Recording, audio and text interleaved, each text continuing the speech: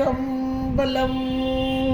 Error Parvati பதே error Mahadeva. தென்னாடுடைய சிவனே போற்றி, எந்நாட்டவர்க்கும் இறைவா போற்றி. திருச்சிற்றம்பலம். ஒளியான திருமேனி உமிழ்தான மிகமேவும் கழியான வரும் யானை கழல் நாழும் மறவாமல் அழியாழும் அல்ல தோவும் அடியார்கள் உளமாற வழியாகோ வலிதாய வினை கூட நினையவே. திருச்சிற்றம்பலம். தில்லை கூத்த பெருமான் திருவடிகளை சிறமேற்கொண்டு குருமகா சன்னிதானங்கள் பொற்பாதம் பணிந்து அடியவர் பெருமக்கள் பொற்பாதம் பணிந்து இன்றைய அபிராமி அந்தாதி சிந்தனையிலே நமக்கெல்லாம் போன தடவை 32வது பாடலை பார்த்தோம். ஆசை கடலில் அகப்பட்டு அருள் அற்ற அந்தகன் கை பாசத்தில் அல்லல் பட இருந்தேனை, நின் பாதம் என்னும் வாசக்கமலம் தலைமேல் வலிய வைத்து ஆண்டு கொண்ட நேசத்தை என் சொல்வேன், ஈசர் பாகத்த நேரிழையே என்பதாக இறைவன் எம்பெருமான் நின் பாதம் என்னும் வாசக்கமலம், என்னுடைய திருவடி தலைமேல் வலிய வைத்து ஆண்டு கொண்ட. என்னுடைய திருவடியை சாமி எப்படி கொண்டு வந்து வைக்கிறாராம்? வலிய வைக்கிறாராம். அதை எவ்வளோ அழகாக அதை சொன்னார். இப்போ அதே இதில் இப்போ அடுத்த பாடல் 33வது பாடலில் சொல்கிறார் பாருங்க. அப்படி திருவடி சார்பு பெற்றதால் வரக்கூடிய பயனாகவும் இன்றைக்கு உலகத்திலே வினையின் வழியாக நாம் எல்லாம் உணர்ந்து கொண்டு இருக்கிறோம். இந்த வினை நீக்கம் எப்போது நடக்கும் அப்படின்னா என்னுடைய திருவடி சார்பு பெற்றால் நடக்கும். அவ்வளோதான். அப்போ எப்போங்க திருவடி சார்பு கிடைக்கும்? அதை நம்ம அருளாளர்கள் நல்ல பட்டியல் போட்டு ரொம்ப அழகாக சொல்லியிருக்கிறாங்க. திருமுறைகள் மூலமாக, சாத்திரங்கள் மூலமாக கண்டிப்பாக கிடைக்கும். கிடைக்காமல் கிடையாது. எல்லாவற்றிற்கும் நேரம் காலம் எல்லாம் உண்டு. அந்தந்த காலத்திலே அந்தந்த பலனை அனுபவிக்கக்கூடியவர்களாக நாம் இருப்போம். இப்போ 33வது பாடல் அதுதான். அந்த திருவடிச்சார்பு முதல் 32ல் திருவடிச்சார்பு வலிய வைத்து ஆண்டு கொண்ட தன்மையை எடுத்து சொன்ன அபிராமிப்பட்டர் 33வது பாடலில் இழைக்கும் வினை வழியே அடும் காலன் என்னை நடுங்க அழைக்கும் பொழுது வந்து அஞ்சல் என்பாய். எவ்வளோ ஒரு அருமையான பாடல் பாருங்க. இதை படிக்கும்போதே நமக்கு மனசுக்குள்ளே ஒரு ஆறுதல், ஒரு துன்பம் வர நேரம்லாம் இந்த பாடலை படிங்க. இழைக்கும் வினை வழியே. இழைத்தல் அப்படின்னா இழைக்கும் அந்த வார்த்தை பாருங்க. விதி எனக்கு விதிக்கப்பட்டது. ஏன் விதிக்கப்பட்டது? அடுத்த வார்த்தை வரணும் இல்லையா? இழைக்கும்னா விதித்தது. அப்போ விதித்தது யார்? நானாக போய் எடுத்துகிட்டு வந்தேனா? எனக்கு நானே விதியை செய்தேனா? கிடையாது. அப்போ விதித்தது யார்? இறைவன் திருவருள் தான். எதற்காக? இதுக்காரும் இங்கே ஆணவ மலத்தில் அழுந்தி கிடந்த இந்த உயிர்களுக்கு அந்த மலம் நீங்க வேண்டும், இன்பம் பெற வேண்டும் என்பதன் பொருட்டாக அந்த விதி. என்ன விதி என்றால், இப்படிப்பட்ட வினைகள் அங்கே இருக்க அந்த வினைக்கு ஏற்ற உடல் சார்பு. இதில் நமக்கு சாத்திரத்தில் ரொம்ப அழகாக சொல்லப்பட்டிருக்கிறது. ஞானத்தின் கண்ணை மறைத்த கடிய தொழில் ஆணவத்தால். ஞானத்தின் கண்ணை, உயிர் ஒரு அறிவு பொருள். அந்த அறிவு பொருளுடைய அறிவு அப்படி முழுக்க மறைச்சிருக்கு. ஞானத்தின் கண்ணை மறைத்த கடிய தொழில் ஆணவத்தால் என்னும் செயல் மாண்ட எவ்வுயிர்க்கும், எல்லா உயிர்களுக்கும் உள்நாடி கற்புலனால் காணார்தம் கை கொடுத்த கோலே போல பொற்புடைய மாயை புணர்ப்பின் கண் முற்பால் தனு கரணமும் புவனமும் தந்து அவற்றால் மனம் முதலாக வந்த விகாரத்தால் வினை இரண்டும் காட்டி அதனால் பிறப்பு ஆக்கி கொண்டு மீட்டு அறிவு காட்டும் வினை போற்றி. அப்போ ஆணவம் அது இருளாக இருக்கிறது, உயிருடைய அறிவை மறைத்திருக்கிறது. அந்த ஆணவ இருளிலிருந்து உயிர்கள் நீங்க வேண்டும். அதன் பொருட்டாக மாயை என்ற ஒரு ஒளிப்பொருள் சேர்க்கப்படுகிறது. அந்த ஒளிப்பொருள் எல்லோருக்கும் ஒரே விதமாக இருக்கிறதா? இல்லை. அவரவர் வினை வழி அவரவர் வந்தனர். வினை போகமே ஒரு தேகம் கண்டாய். அப்ப வினைக்கு ஈடாக இந்த மாயா காரியங்கள் கூட்டி வைக்கப்படுகின்றது. அதை கூட்டி வைப்பது யார் அப்படின்னா அது இறைவனுடைய அந்த சக்தி. அது திருவருள் தான். இறைவனுடைய அந்த சக்தி கூட்டி வைக்கிறதோட நிற்கிதா? உடனாக நின்று செலுத்துதல் அப்படின்றத நமக்கு அழகாக சிவபிரகாசத்தில் ரொம்ப அழகாக சொல்லப்பட்டு இருக்கிறது. மூலமலமாய் அறிவு முழுதினையும் மறைக்கும் பாகமா வகை நின்று இந்த திரோதான சக்தி பண்ணுதலாம் மலம் எனவும் பகர். இந்த திரோதான சக்தியை மலம் எனவும் விகுதியை கொடுக்கிறார். மலம் எனவும் பகர். இந்த திரோதாகி எதை செய்கிறார் என்றால் அது அந்த திரோதான ஆற்றல் பரிந்து நாகம் மா நதி மதியம் பொதி சடையான் அடிகள் நணுகும் வகை. கருணை மிக நயக்கும் தான். அப்போ எவ்வளவு அருமை! இந்த ஆணவமலத்தை நீக்குவதற்காக சேர்க்கப்பட்ட இந்த மாயா காரியம் விடிவு அளவும் விடிவாம் அளவும் விடிவாம் அளவும். அப்போ அந்த பக்குவ நிலை வரும் வரையில் அதாவது சுத்த நிலை விடிவாம் அளவும் விளக்கணைய மாயை. விடிவாம் அளவும் விளக்கு அணைய மாயை. அப்போ மாயைன்றது உடல் தனுக்கரணங்கள். இது எல்லாமே எப்படி வருது? நமக்கு ஒரு ஒளிப்பொருளாக வழிகாட்டும் பொருளாக. அதான் விடிவாம் அளவும் விளக்கணைய மாயைன்னு சொல்லிட்டு அடுத்த வார்த்தையை போடுறாரு திருவருட்பயனில். வடிவாதி கண்மத்து வந்து அது எப்படி வருது? அந்த மாயையின் காரியம் எல்லாருக்கும் வருது. எப்படி வருது? வடிவு ஆதி கண்மத்து.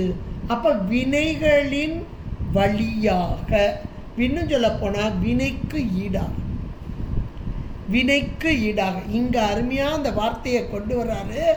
இழைக்கும் அந்த விதிக்கும், விதிக்கப்பட்டது முன்பு செய்த அந்த வினைகளுக்கு ஈடாக வினை வழியே அந்த வினைகள், அது நல்வினை தீவினை, அது வழியாக அப்படி போய்கிட்டே இருக்கோம். மாயை கொடுத்தாச்சு, உடம்பு கொடுத்தாச்சு, வினைக்கு ஈடாக செலுத்துறது யாரு? திரோதாயி. அதான் மலம் எனவும் பகர்வர். 3 மலங்கள் 5 மலமாக சொல்லப்படுது. மாயேயம் திரோதாயி. இந்த திரோதாயின்னு இவருடைய திருவருள் தான். ஆனால் அதுதான் உள்ள நின்று செலுத்துது, வினைக்கு ஈடாக நம்மை செலுத்துகிறது. அதனால் இங்கே மலம் எனவும் பகர்வர் அப்படின்னு அழகாக கொடுத்துட்டார் உமாபதி சிவாச்சாரியார்.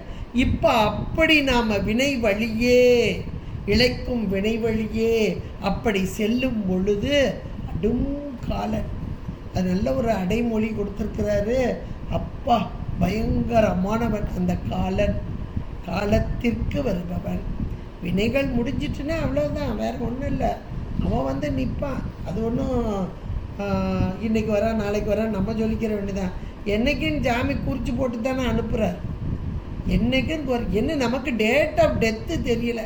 பர்த்டேயாவது இன்றைக்கி கொண்டு வந்துட்டாங்க, டெத்துக்கு இன்னும் கொண்டு வரலன்னு நினைக்கிறேன்.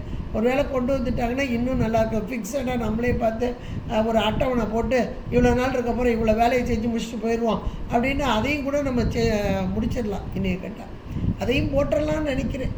அது இனிமேல் வருமோ என்னவோ, எத்தனையோ கண்டுபிடிச்சிட்டாங்கன்னு அதுவும் வந்துருமோ என்னவோ தெரியல. இப்போ இந்த இடத்துல அடும் காலன்னார். ஏன் அடும் அப்படின்னா அப்படியே பயந்து நடு. ஏன்னா எப்போ வருதுன்னு தெரிஞ்சால் கூட ஓரளவு மனசை தேர்த்தி வச்சுக்கிட்டு இப்போ தான் வரப்போகுது அவ்வளோதான் அப்படின்னு போயிடலாம் கொஞ்ச நாளில். ஆனால் எந்த நிமிஷம் வருதுன்னு தெரியாமல் இருந்தால் தானே அது ஒரு பயத்திலே இருக்கும். அதுக்கு பேர் தான் மரண பயம்பா. இந்த மரண பயம் இல்லாதவங்க யாருமே கிடையாது. ஒரு பக்கம் எல்லாருக்குமே உண்டு. அது ஏன் அப்படின்னா நம்ம இன்னும் கொஞ்ச நாள் அனுபவிக்கலாமே அப்படின்ற ஒரு எண்ணம் தான், வேறு ஒன்றும் இல்லை. நிறைய அங்கே சேர்த்து வச்சுருக்கோம், அதை வச்சுருக்கோம், இதை வச்சுருக்கோம், இதை வாங்கி வச்சுருக்கோம், இதெல்லாம் கொஞ்சம் அனுபவிச்சுட்டு போயிட்டா நல்லா இருக்குமே அப்படின்னு உலகியல் நிலையிலே நின்று நாம் எண்ணுகிறோம். ஆனால் இறைவனுடைய கணக்கு எப்படிப்பட்ட கணக்கு? வந்த வேலை முடிஞ்சுட்டு கொடுத்த வினை முடிஞ்சு போச்சு, இதுக்கு க்ளோஸ் பண்ணிட வேண்டியதுதான் அப்படின்னு அவருடைய கணக்கு போட்டு அனுப்புகிறார். ஆனால் இந்த கணக்கு தெரியாமல் தான் இன்றைக்கி ஒரு பயம் என்பதே மரண பிரமாதம் நமக்கு இல்லையா என்றும் வாய்த்ததுணை கிரண கலாபியும் வேலும் உண்டே அப்படிம்பார். பிரமாதம் என்பது தவறு, அது நமக்கு கிடையாது. எப்போ வந்தாலும் சரி, நான் சதாகாலமும் இறைவனோடு கூடியிருக்கிறேன், இறைவனை நினைந்து கொண்டு இருக்கிறேன், அதனால் அது எப்போ வந்தாலும் சரி அப்படின்ற ஒன்று ஒரு பக்கம். இன்னொன்று, மரணம் என்ற தவறு இந்த இறைவனோடு ஒன்றித்திருக்கும் ஆன்மாக்களுக்கு கிடையாது. அதனாங்க மரணம் இல்லைன்னா உடம்பு இருக்குமா அப்படின்னா உடம்பு கிடையாது, உயிர். அந்த நித்த பொருளான உயிர் இறைவனை, என்னுடைய திருவடியை அடையும் அந்த தன்மை இங்கே சொல்லப்பட்டது. அதுதான் இங்கே சொல்லப்பட்ட இந்த அடும் காலன் என்னை நடுங்க அழைக்கும் பொழுது. இந்த காலன் அழைக்க முடியாது, ஏன்னா இவர் அபிராமிப்பட்டர் எந்த நிலையில் இருந்தார்? சதா காலமும் இறை நினைவு. அப்படி இருப்பவர்களுக்கு காலன் வர முடியாது. சிவகணங்கள் இந்த ஆன்மாவை கொண்டு என்னுடைய திருவடியில் சேர்க்கும். ஆனாலும் நம் பொருட்டாக இறங்கி சொல்லுதல், நமக்கு இன்றைக்கு நடக்கக்கூடியதை சொல்வது போல இங்கே நமக்காக சொல்லப்பட்ட இந்த வார்த்தைகள் மிக உயர்ந்த மந்திர சொற்கள் அப்படிதான் சொல்லணும் இதெல்லாம். அப்போ அடும் காலன் ஒருவன் வருவான். எப்போ வருவான்? வினை வழியே.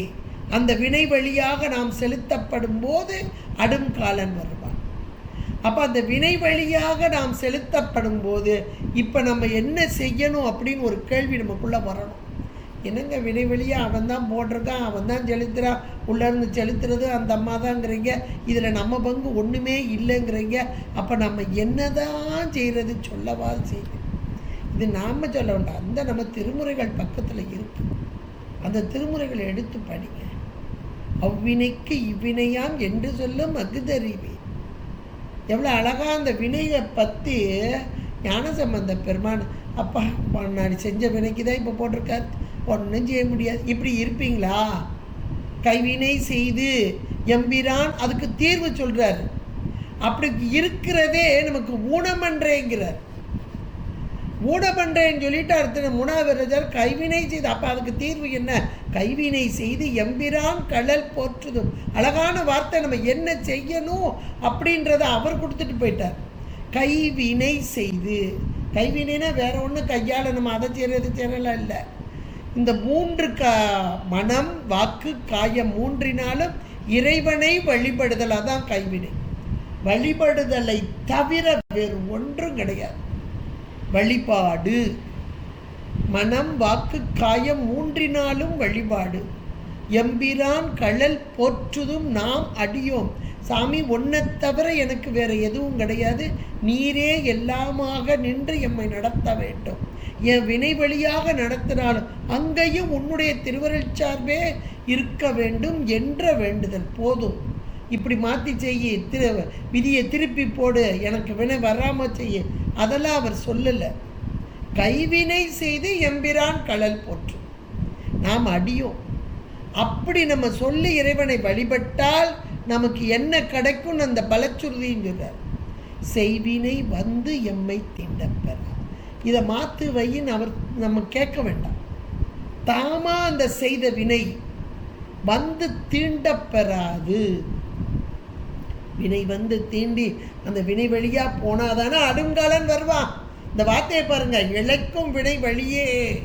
அப்படி போனா அடுங்காலன் என்னை நடுங்க அழைக்கும் பொழுது, அப்ப வினை வழியாக என்னை செலுத்தினா, இந்த வினை வழி செலுத்தாமல் இருக்கிறதுக்கு என்ன செய்யணுன்றது எவ்வளோ அழகான ஒரு வார்த்தை. செய்வினை எம்மை தீண்ட பெறா.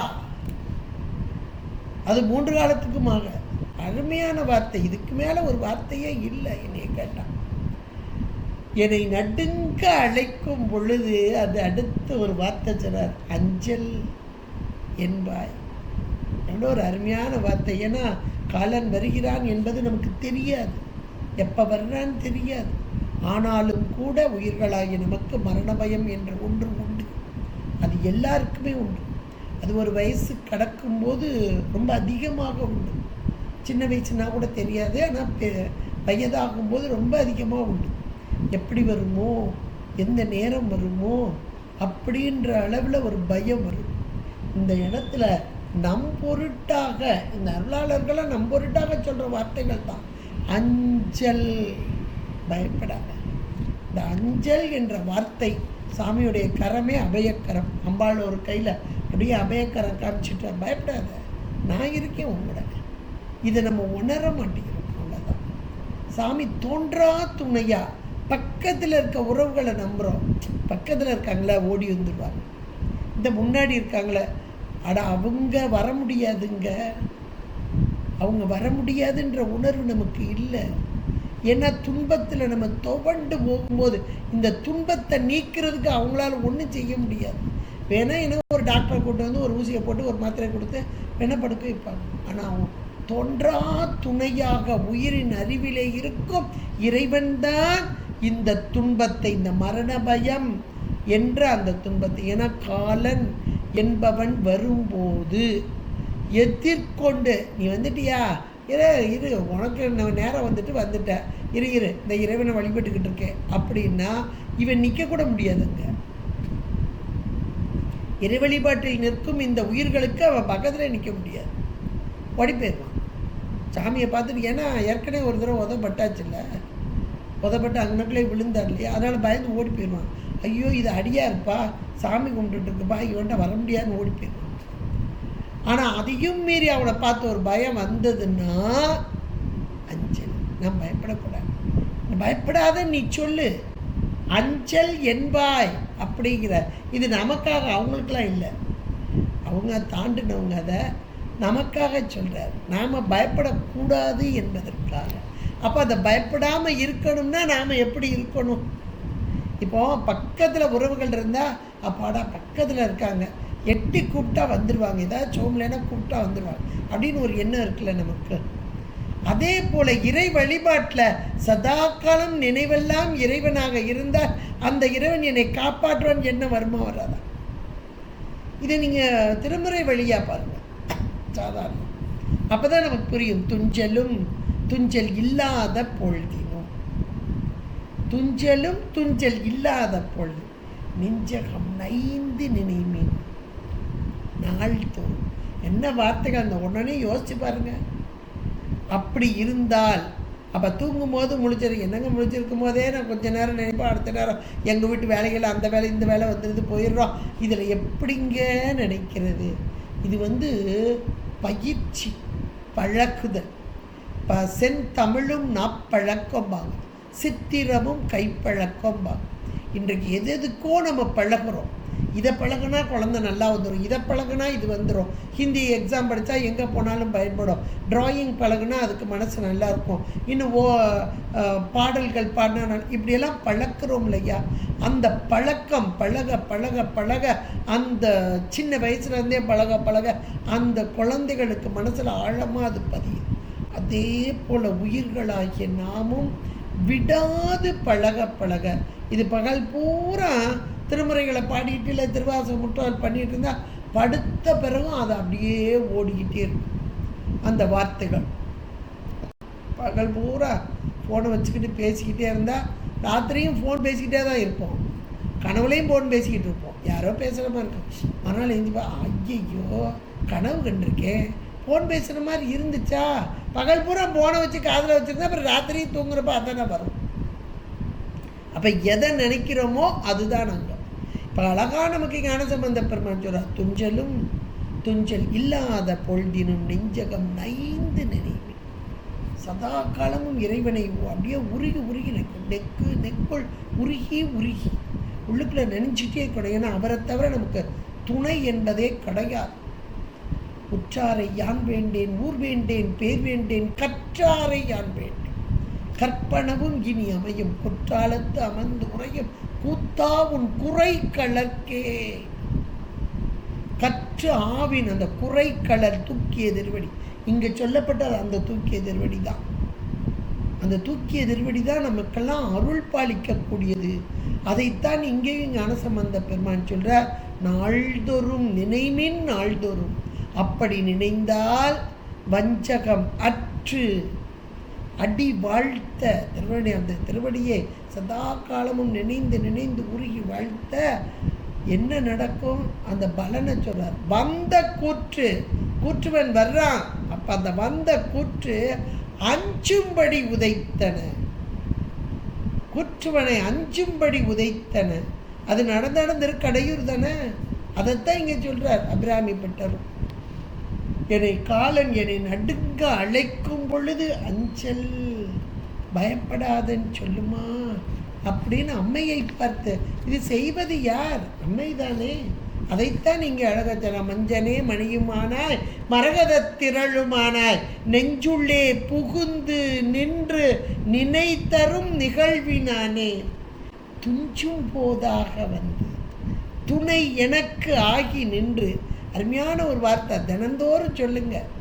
துஞ்சும் போதாக வந்து துணை எனக்கு ஆகி நின்று அஞ்சல் என்று அருள வேண்டும் ஆவடு துறை உள்ளானே. எவ்வளோ அருமையான அஞ்சல். நீ பயப்படாதப்பா, நான் இருக்கேன், உனக்கு என்ன. இந்த வார்த்தையை கேட்டாலே நமக்கு சந்தோஷமா இருக்கு. அப்போ இந்த வார்த்தைகள் தான் நமக்கு ஒரு மேலான ஒரு டானிக் மாதிரி, இன்னும் சொல்ல போனால் கவசம் மாதிரி. கேட்ட மாத்திரத்தில் நமக்கு ஒரு டானிக் குடித்தா இவ்வளோ ஒரு தெம்பு வருது பாருங்க. ரொம்ப வீக்காக இருக்குது, கொஞ்சம் டானிக் குடித்தா நல்லாயிருக்கும். ரொம்ப இருமலாக இருக்குது, கொஞ்சம் டானிக் குடித்தா நிற்கும். இப்படியெல்லாம் சொல்கிறோம் இல்லையா? அது மாதிரி பூஸ்டப் அப்படிம்பாங்க இல்லையா? அது மாதிரி.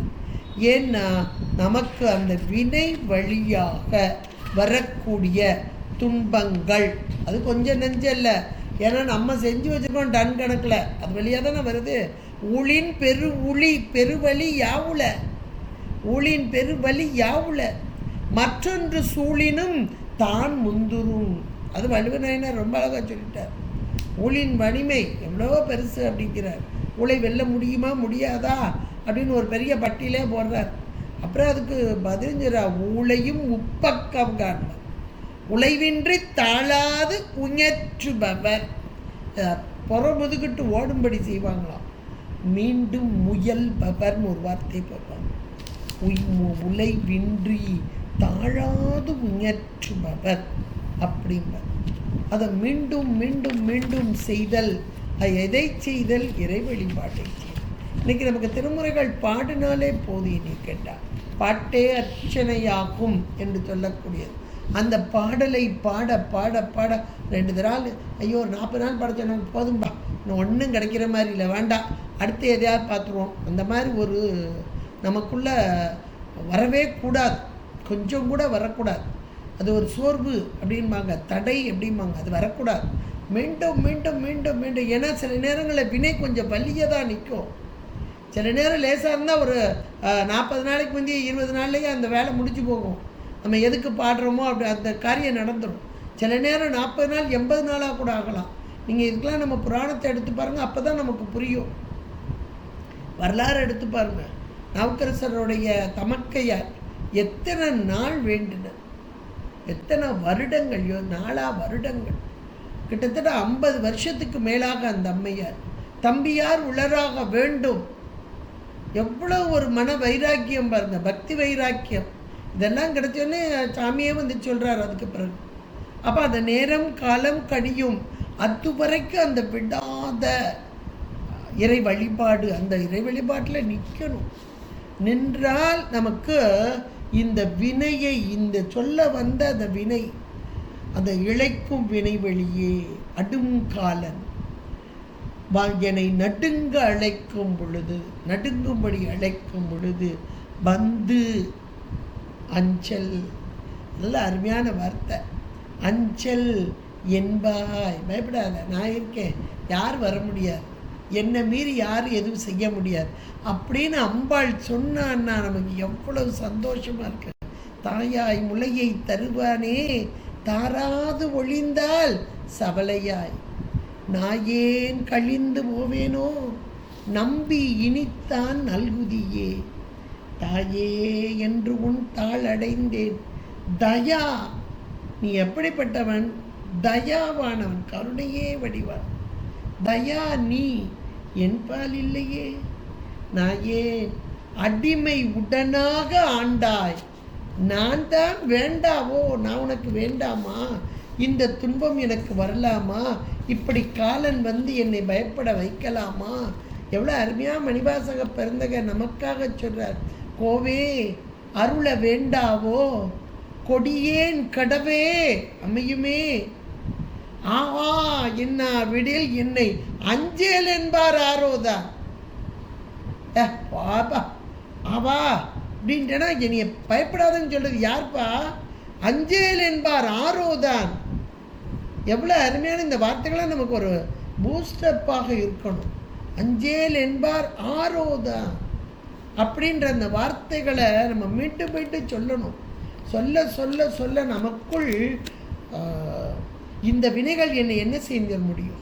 இந்த துன்பம் என்னை என்ன செஞ்சிட முடியும்? இந்த துன்பத்தில் இறைவன் எனக்கு உறுதியாக வந்து என்னை ஆட்கொண்டு துன்பத்திலிருந்து என்னை விடுவிப்பான் அப்படின்ற ஒரு நிம்மதி, மன உறுதி நாம் பெறலாம். அப்படின்றத அழகாக இந்த பாடல் நமக்கு எடுத்து சொல்லக்கூடியதாக இருக்கிறது.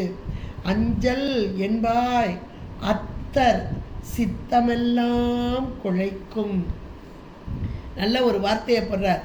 அத்தர் சித்தமெல்லாம். அத்தர் என்றாலே இறைவன், அப்பா. சித்தமெல்லாம், அப்ப இறைவனுடைய சித்தத்திலெல்லாம் நிறைந்திருக்கும் அம்மை. அருமையான ஒரு வார்த்தை. அத்தர் சித்தமெல்லாம் குழைக்கும் என்ற மாத்திரத்திலே முதல்ல இழைக்கும் சொன்னார். இப்போ இந்த இடத்துல குழைக்கும் என்று சொல்றார். அப்போ அத்தர் என்றால் இறைவன் எம்பெருமான் பெரு வியாபகமான அந்த பரம்பொருள் உயிர்களாகிய நமக்கு அருள் செய்யும் வண்ணமாக தன்னுடைய ஆற்றல் சக்தி, அந்த சக்தியின் என்பது என்னது? அரண் தனக்கு அருள். அந்த அருள் தானே இங்கே சக்தியாக வெளிப்படுகிறது.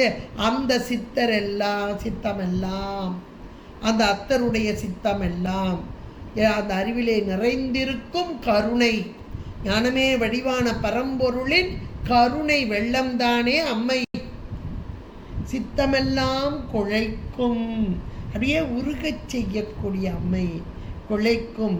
எப்படிப்பட்ட அம்மை? களப குவி முலை யாமலை. களபம் சீத களப செந்தாமரை பூம்பாதம். களபம் என்பது யானை என்று ஒரு பொருள். களபம் என்பது நறுமணம் மிகுந்த சந்தனமும். அது ஒரு நறுமண பொருள். அந்த நறுமண பொருள் குளிர்ச்சியான ஒரு பொருள். சந்தனம் ரொம்ப குளிர்ச்சி. அப்போ அதோட பச்சை கற்பூரம்னு சொல்லுவாங்க. அதையும் சேர்த்த ஒரு கலவை, அதுக்கு களபம் என்று சொல்வார்கள். இது குளிர்ச்சியாக இருக்கக்கூடியது. அப்போ அம்மை எப்படி இருக்கிறா அப்படின்றதை இந்த இடத்துல சொல்றாங்க. களப சாந்து அணிந்த குவி முலை. அந்த இதை அப்படியே இப்படி சேர்த்துக்கிடணும். குவி முலை, களப சாந்து அணிந்த குவி முலை. முலை என்றாலே ஞானமே வடிவான அம்மை, குவிந்த நிலையில் உள்ள அம்மை. எதற்கு? நமக்கெல்லாம் ஞானத்தை தருவதற்காக வரும் அம்மை. அந்த ஞானம் மனம் கமழும் ஞானம், ஞான மனம் கமழும் அம்மை. இந்த ஞான மனம் யாருக்கு? அவளுக்கு இல்லை, நமக்கு தருவதற்காக, ஞானத்தை தருவதற்காக. இந்த மரணம் என்ற ஒன்று, காலன் என்ற ஒன்று, இது அஞ்ஞானம். வினைவெளியாக நமக்கு வரும் காலன் என்பது அஞ்ஞானம். இந்த அஞ்ஞானத்தை தீர்த்தல் எப்போ வரும்? ஒரு இருள் இருக்கு, இந்த இருள் போகணும்னா அந்த இருள் நீக்கிறதுக்கு என்ன செய்வோம்? ஒரு வெளிச்சம், ஒரு கை விளக்கு கொண்டு போவோம், ஒரு லைட்டை போடுவோம், இல்லை ஒரு டார்ச் லைட்டு. அப்போ இருள் நீங்கும். இன்னும் சொல்லப்போனால் சூரிய ஒளியே வந்துட்டுன்னா கொஞ்சம் கூட இருள் இருக்காது இல்லையா? அம்மையுடைய பிரகாசம், ஞான பிரகாசம் இருந்தால் ஒரு துளி கூட பயம் என்பது கிடையாது. உயிர்களாகிய நமக்கு ஒரு துளி நம்முடைய வினை வழியாக இறைவன் இங்கே தனு கரணத்தை கொடுத்து செலுத்தி கொண்டிருக்கிறான். ஆனாலும் நாம் இப்போ எப்படி இருக்கணும்? இறை வழிபாட்டு சிந்தனையில் இருந்தால் இந்த காலன் நம்மை ஒன்றும் செய்ய முடியாது. அதுக்குத்தான் இந்த முதல் 2 வரியில் அதை சொல்லிட்டு அடுத்து இந்த அம்மை எப்படிப்பட்டவள், இதையெல்லாம் செய்கிறவ யார்? அம்மை. அப்போ அந்த அம்மை எப்படிப்பட்டவள்? அந்த அத்தர் சித்தமெல்லாம் குலைக்கும், அந்த ஞானமே வடிவான பரம்பொருளோடு ஒன்றித்து இருக்கும், விட்டு புரியாத இருக்கும், தாதான்மிய சம்பந்தமாக இருக்கும் அம்மை குலைக்கும். அது மட்டுமா? களவ குவிமுலை நறுமணச் சாந்து கொண்ட ஞானமனம் கமழும் முளை. ஞானமே வடிவான அம்மை எதற்கு? அஞ்ஞானத்தில் மூழ்கி துன்பத்தில் ஆழ்ந்து கொண்டிருக்கும் உயிர்களை காக்கும் வண்ணமாக வரும் களவ குவிமுலை. அது மட்டுமா? யாமலை. இவள் யாமலை என்றால் ஷியாமலை, பச்சை நிறமுடையவள். பச்சை நிறம்னே நமக்கு மீனாட்சி தாங்க ஞாபகத்துக்கு வரணும். மீனாட்சி, இந்த மதுரையில் இருக்கக்கூடிய மீனாட்சி யார் என்றால் திரோதாயியாக இருந்து நம்மை செலுத்துபவள் இந்த ஷியாமலை, வினை வழியாக செலுத்துபவள். ஆனால் வினை வழியாக செலுத்தும் போதே உடனாக நின்று யாரெல்லாம் இவளை நினைந்து உருகுகிறார்களோ அவர்களுக்கு எந்த துன்பமும் வராமல் காக்கும் ஷியாமலை. எந்த துன்பமும் வராமல் காப்பவள். அதனால தான் இன்னைக்கு சொக்கநாதர் கோவில் சொல்ல மாட்டாங்க, மீனாட்சி கோயில் தான் சொல்லுவாங்க. ஏன்னா நமக்கு வரும் துன்பத்தை எல்லாம் துடைக்க முதலில் ஓடி வருபவள் இந்த அம்மை தான், இவருடைய ஆற்றல் தான். இருந்தாலும் நமக்கு அம்மா தானே தெரியுது, அப்பா சொல்லி வர்றான்னு தெரியாது. அம்மைதான் ஓடி வர்றார். இங்கே யாமழையாக வருகிறாள் அம்மை. அடுத்து கோமளமாக வருகிறாள். கோமளை என்ற மாத்திரத்திலே அப்படியே மென்மையானவள். யாமலைனா ஒரு போல்டாக வர்றா அப்படின்னு நம்ம நினைக்கிறோம். மீனாட்சி அப்படி தான் இருக்கா, போல்டாக இருக்கிறா. இல்லைன்னா நம்மகிட்ட வர்ற வினைகளை தீர்க்க முடியுமா? அப்படியே அரசாட்சி பண்ணும்போது ஒரு அரசி எப்படி இருப்பாளோ அப்படி இருக்கிறாவா. ஆனாலும் இவள் கோமளை, கோமளாங்கி, மென்மையானவள். யார் இவளை பூசிக்கிறார்களோ, துதிக்கிறார்களோ, வணங்கி வழிபடுகிறார்களோ அவர்களுக்கு மென்மையானவள். அப்ப யாமளையாக இருக்கிறாள், கோமளமாக இருக்கிறார், கோமளவல்லியாக இருக்கிறார். தாற்கொண்ட மதிமுடி ஒருத்த திரு கண்மலர் சாத்த கிளர்ந்து பொங்கி தவளும் இள வெயிலும் மழ நிலவும் அளவலால் தன்னென்று வெச்சென்று பொன் வார்கொண்டு அணைந்த முலை மலைவல்லி, கற்பூர வல்லி, அபிராம வல்லி. இது மீனாட்சி பிள்ளை தமிழில் அழகாக சொல்லப்படுது. குமரகுரு சாமிகள் சொல்றார், எவ்வளவு ஒரு அருமையான வார்த்தை பாருங்க. அந்த முளைக்கு எவ்வளோ அழகாக சொல்றார். தன்னென்று வெச்சென்று பொன் வார்கொண்டு அனந்த முலை மலைவல்லி. இப்போ இங்கேயும் அதை எதை சொல்றாரு? அத்த சித்தமெல்லாம் குழைக்கும் களப குவிமுலை இவள் யாமலை. ஆனால் கோமளம், கோமளமே ஒரு ஏகாரத்தோட மென்மையே வடிவான இந்த மென்மை. என நம்ம பற்றுவதற்கு ஒரு மென்மையான பொருளை ஈஸியாக பற்றி கொள்ளலாம். அதற்காக அம்மை இறங்கி வருகிறார், கோமளாங்கியாக வருகிறார். கோமளமே. அடுத்து சொல்றார், உழைக்கும் பொழுது உன்னையே. முதல்ல இழைக்கும்னர், அப்புறம் அழைக்கும்னர். அடுங்க வந்து அவன் அழைச்சும் போது என்னை ஓடி வந்து பயப்படாத நீ சொல்லுனர். அப்புறம் குழைக்குன்னர். அப்படியே குழைத்தல் என்பது அம்மை இறைவனோடு சேர்ந்து இருந்த அந்த தன்மையை சொன்னார். இப்போ உழைக்கும் என்ற ஒரு வார்த்தையை சொல்கிறார்.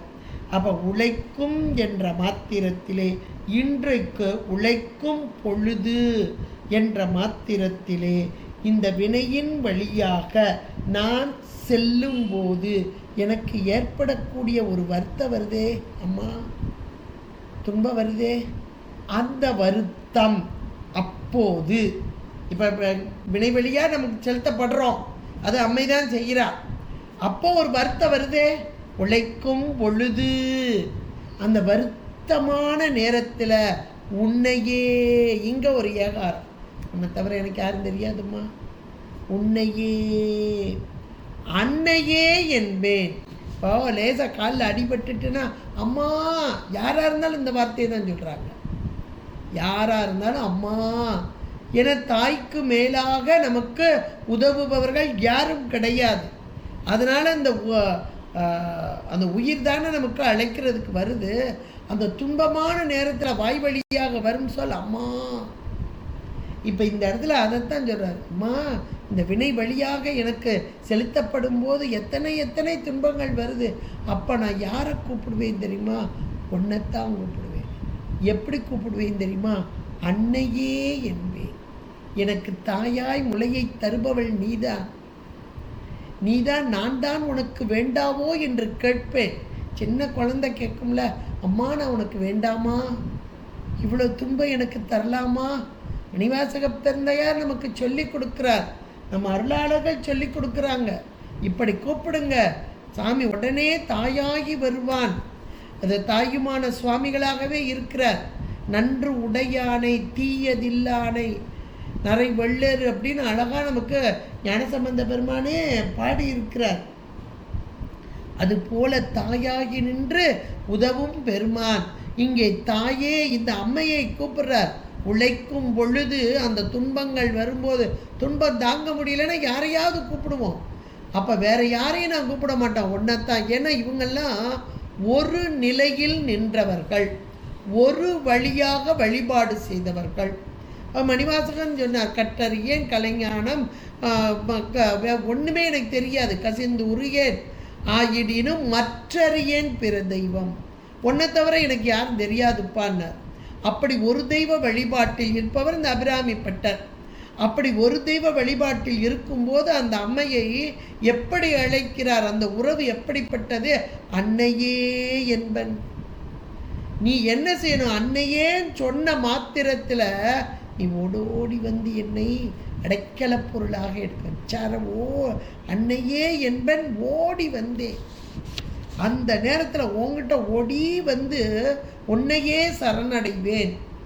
அடைக்கல பொருள், அடைக்கல பத்தே நமக்கு கொடுத்துருக்கார் திருவாசகத்தில். அடைக்கல பத்தே கொடுத்துருக்கிறார். அடைக்கல பொருள், அடைக்கல பொருளை காக்க வேண்டியது இறைவனுடைய கடமை. அதனால் நான் உன்னுடைய அடைக்கல பொருள், அதனால் உன்னை அன்னையே என்பேன் ஓடி வந்தே. அழகான ஒரு பாடல். துன்ப நேரங்கள் வினை வழியாக வரத்தும், நமக்கு வர்ற தீதும் நன்றும் பிறத்தர வாரா, நம்முடைய வினை வழியாக வரக்கூடிய துன்பம், அதனால் வரக்கூடிய காலன் என்னை இழைக்கும் வினை வழியே அடும் காலன். இந்த பொல்லாத பய வருவான், வந்து என்னை நடுங்க வைப்பான். என்னை நடுங்க அழைக்கும் பொழுது, உனக்கு காலம் முடிஞ்சிட்டு வாடா அப்படின்னு கூப்பிடுவான்.